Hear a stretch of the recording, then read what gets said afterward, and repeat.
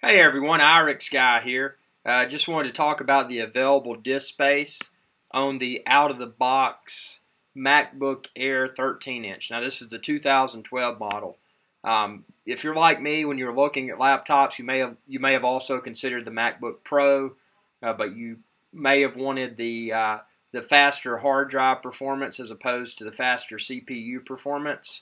And I know that for me, for this computer, this MacBook Air, the one that I bought, 13-inch, I knew that it was going to be my secondary computer, so I was going to use it in the field for quick video edits, for quick photo download and edits, and I didn't need anything with a huge hard drive, but performance and a decent-sized screen and something that was lightweight was a concern, and the MacBook Air fit the bill perfectly for that.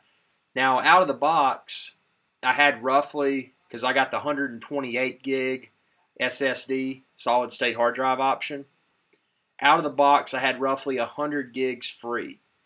And now after booting it up and connecting to Apple App Store and downloading updates, I know it downloaded a Mountain Lion update as well as an iPhoto update. And then on top of that, I downloaded my Final Cut Pro 10, my compressor, and then I also copied a few files over, a few photo editing apps that I use.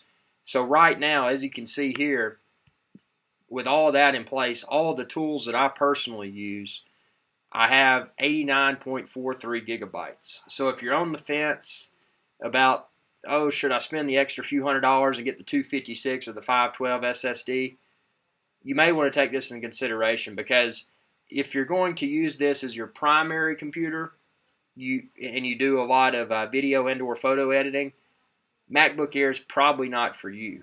But if you're using it for casual use, maybe to browse the web, check your email, do a few videos here and there, edit a few photos here and there, but nothing too photo or video intensive, then the MacBook Air might still be for you. Now, I use mine, like I said, as a secondary computer.